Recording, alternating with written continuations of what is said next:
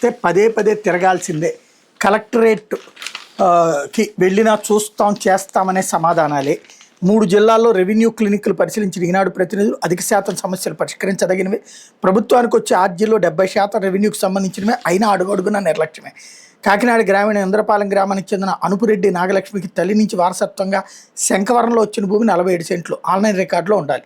Resurvey తర్వాత 39 సెంట్లుగా నమోదు చేశారు. న్యాయం చేయాలని ఆమె తహసీల్దార్ కార్యాలయం చుట్టూ ప్రదక్షిణ చేసినా ఫలితం దక్కలేదు. కలెక్టరేట్ రెవెన్యూ క్లినిక్ వచ్చారు, సర్వేని పంపి భూమి కొలతలు తీస్తామని చెప్పారు. వైఎస్ఆర్ కడప జిల్లా కాజీపేట మండలం భూమాయిపల్లికి చెందినటువంటి పార్వతమ్మకు సర్వే నెంబర్ 363/5B1లో 35 సెంట్ల భూమి నిషేధ జాబితాలో పడింది. నిషేధ జాబితా నుంచి తొలగించడానికి అభ్యంతరం లేదని క్షేత్రస్థాయి అధికారులు సిఫార్సు చేశారు. కడప ఆర్డీఓ కార్యాలయం దస్త్రం ఆగిపోయింది. తరచూ అధికారులు కలుస్తున్న సమస్య పరిష్కారం కావడం లేదు. గుంటూరు జిల్లా పొన్నూరు మండలం బ్రాహ్మణ కోడూరులో రామినేని శ్రీనివాసరావుకు సర్వే నెంబర్ 469/2A1లో 1.28 ఎకరాల భూమి ఉంది. రైతు పట్టాదారు పుస్తకంలో సర్వే నెంబర్ 469/2 నమోదు చేశారు. దీన్ని సరిచేయాలని ఏళ్లుగా తిరుగుతున్నా పట్టించుకోవడం లేదు. ఫలితంగా నలుగురు అన్నదమ్ములు భూ పంపిణీ చేసుకోలేకపోతున్నారు. ఇక్కడ సమస్య ఏంటంటే ఈ సమస్యలు నిజం, ఇంతకుముందు కూడా ఉన్నాయి.